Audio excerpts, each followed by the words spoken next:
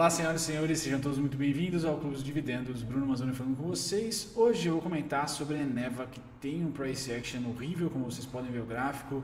Eu, como grafista futurológico aqui, não tenho muito o que desenhar para vocês no longo prazo, tá? Porque os valores são muito discrepantes do IPO até o momento atual. Porém, no curto prazo eu vou tentar trazer para vocês alguns pontos de suporte que vocês estão vendo na tela agora e passar por fluxo. Antes, vamos falar sobre a empresa, indicadores fundamentalistas e a gente termina aqui no gráfico. Se lhe interessa a Eneva, uma ação aí do setor de produção e geração de energia, fique até o final.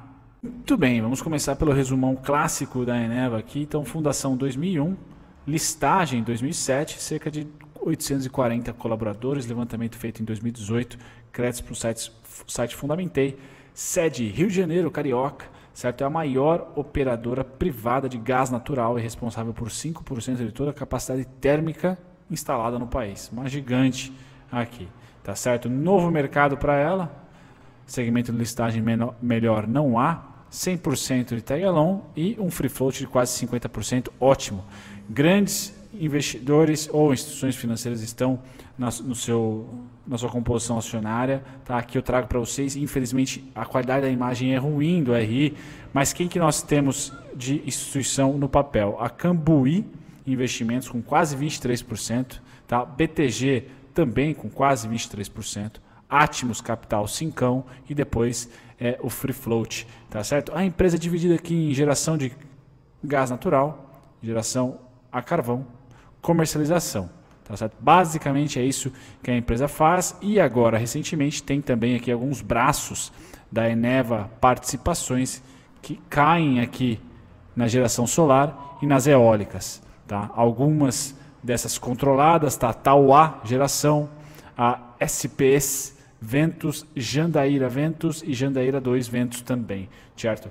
É complexo a composição, a estrutura de governança corporativa da empresa, mas basicamente geradora, tá? Geradora de energia com destaque para gás natural e geração de carvão, tá? Agora, recentemente, tem também aí essa parte solar e eólicas.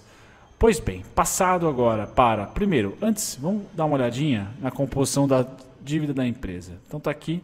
Tá, você que é chegado em dívida líquida, alavancagem geral, né, dívida líquida sobre EBITDA, ela tem controlado melhor a sua dívida líquida em relação à capacidade produtiva aí, com depreciação e amortização já colocado. Então sim, 2,4, 2,6 e 2020 manteve aqui no primeiro tri já computado 2,5. Isso é ótimo, um caixa bem interessante para um ano complicado como é o atual. A margem se manteve e o lucro também veio doce. Então, uma empresa que conseguiu aí performar bem, a gente vai dar uma olhadinha em relação ao benchmark, que é o Ibov, ela está indo muito bem, obrigada, tá certo? Bom, indicadores fundamentalistas, já temos o primeiro TRI de 2020 computado. PL 19,15, preço-valor patrimonial 1,74, a gente vai revisar esses valores já no Status Invest, tá certo? ROI 9,1 e margem líquida e EBIT de primeiro mundo, né? 18,7 para margem líquida é um grande destaque, tá? Não distribui dividendos, não distribui proventos, conectada 100% com crescimento aí, tá? A Eneva e os seus acionistas, tem que ter isso no planejamento. Lucrativa no último ano, lucrativa também no último tri. Balanço patrimonial, a gente pode ver aqui um grande recebível a longo prazo, tá? Um recebível de curto pequeno, porém não digo que é o dobro, ou está muito próximo de ser o dobro aqui das suas obrigações de curto prazo, então muito bem controlado o seu balanço, uma empresa que deve ter caixa e deve manter esse caixa, tá certo? Não vai precisar ali, digamos, se espernear para passar por 2020, é o que parece, segundo aí os resultados e também agora os resultados financeiros, né? E também o balanço patrimonial equilibrado da empresa, certo? Passado por isso, de novo, a gente cai aqui, PL, preço sobre valor patrimonial, EV sobre EBIT agora 15,80, tá legal, margem EBIT 29,84, margem líquida na casa dos 18, dívida líquida sobre EBIT dessa vez 3,8, que não é tão salgado, tá certo? Liquidez corrente acima de 2, ótimo, né? Acima de 1 já é interessante, acima de 2 melhor ainda. ROI 9,07 e aqui o KGR de lucro de 34,30%, tá? Um crescimento. Então, para você que não ficou chateado com o dividend yield, olhe para o KGR de lucro de 5 anos, tá? Crescendo 34,30%. Interessante. Já a performance das ações, como eu falei anteriormente, sim, né, mandou muito bem em relação ao benchmark, que é o Ibov. Então sobe 68, quase 70% de junho de 2019 para o momento atual, junho de 2020, enquanto o Ibov patina aqui a 4,15 negativo. Tá certo? Stock picking valendo muito a pena para ela. Já no price action super complicado, no longuíssimo prazo, galera, eu só vejo a oscilação dos preços terem problemas entre comprados e vendidos, ou seja, disputa entre um e outro, aqui em 52, 40 e 29. Tá certo? O 14 ficou muito longe da precificação atual. O que eu vou fazer então? Para não trazer todo esse price action distorcido, porque a distância dos pontos que eu tenho são enormes, vamos lá para o gráfico diário. Tá? E aí eu dou um foco aqui, um zoom no momento atual. Tá? Que temos aqui a queda, a pandemia e tudo mais.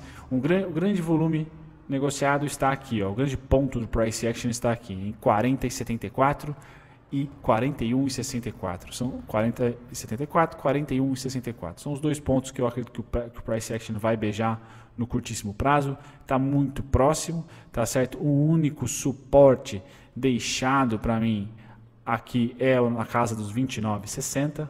Pois o outro suporte está no preço praticamente, que é 38,27. Está empontilhado porque não tem tanta força quanto esse aqui dos 29,60.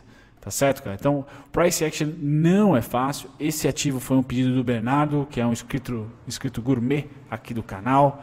Bernardo, não é missão muito grata para grafista olhar esse tipo de price action tão difícil. Devido a essa subida aqui em tendência lá, Magalu, o que eu gosto de fazer? Sempre que há uma ação que tem essa fácil, vamos dizer, entre aspas, simples, fácil nunca é, né? Você pega um pullback e aí você consegue ir enxergando todas as mínimas de maneira até cirúrgica. Quando o valor nominal começa a ganhar patamares salgados, você vai renovando esses pullbacks com os anteriores. Tá? Você vai renovando esses caras, mas nunca deixa os mais antigos para trás, para você não perder a oportunidade de operar tendência. E assim você vai operando tendência até o momento que, se você for trader, por exemplo, você estopa, né? Porque há um movimento contrário à tendência. Legal. Feito isso, como você não olha os gráficos todos os dias, acho que você comentou isso comigo, o que eu acho legal como rastreador, média de 72 e média de 200, sempre sendo utilizadas a partir, tá, para o curto, médio e longo prazo, a partir do gráfico diário. Se você é day trader, aí você entra para o intraday, mas no seu caso não é. Então perceba que a partir aqui do cruzamento da média amarela, que é de 72, em relação à média verde, que é de 200, a mais lenta, né? A partir desse cruzamento aqui, a tendência se instaurou.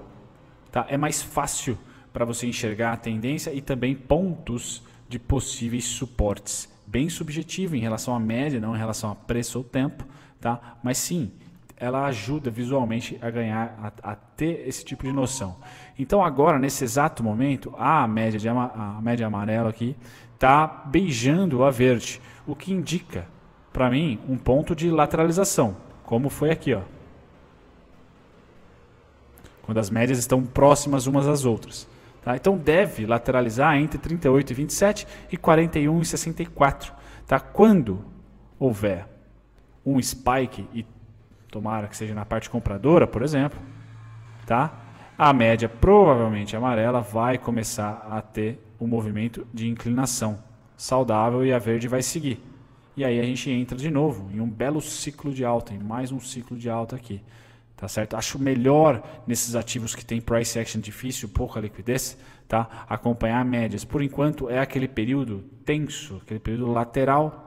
Tá certo? A partir do momento que algum comportamento, alguma força ganhar de maneira fácil, tá, a disputa entre vendidos e comprados, vamos supor que seja para cima, tá, aguardar o relaxamento dos preços, porque as médias vão seguir essa tendência, essa tendência aqui, ó, tá? Médias laterais para ações que tem pouca liquidez é um pesadelo. Tá? Fica ali muito tempo. Médias inclinadas é interessante. E é nesse momento a gente entra no momento de médias laterais. Então não vejo ali uma grande expectativa para o curtíssimo prazo. Tá certo? Esperar um bom movimento. As médias seguem atrás. Tá certo? E aí a fazer esse tipo de trading stop, esse tipo de só acompanhamento das médias. A partir do momento que veio para baixo das médias, você pode decidir realizar, por exemplo. Certo? Feito isso, fico por aqui. Um grande abraço. Tchau. Muito obrigado se você ficou até o final do conteúdo, eu agradeço a companhia de vocês e eu estou aqui para convidar vocês a pesquisarem, talvez de uma maneira mais dinâmica, os conteúdos que vocês esperam aqui do canal assistir e também aprenderem do zero e de graça com a nossa descrição. Vamos lá, para você pesquisar exatamente o ativo ou o tipo de conteúdo que você quer achar aqui no canal, visite as nossas playlists, aqui é só clicar em playlist, depois você vai ser direcionado a todas elas e aqui você vai encontrar o seu ativo preferido, o ativo que você quer estudar, unit preferencial, ordinária, ou playlists que contemplam aqui ações com alto dividend yield, ou duelo de ações, onde eu comparo 2 ou 3, 5 ações até que vocês pedem para mim nos comentários. Passadas as playlists, você também pode aprender do zero e de graça, visitando a nossa descrição. É só ir lá na descrição de qualquer vídeo meu, você vai encontrar aqui primeiro e-books gratuitos e também videoaulas feitas por mim, gratuitas, sendo 3 principais aqui, também temos as masterclasses e mais relatório e e-book para você aprender não só análise técnica, mas também um pouquinho de fundamentalista.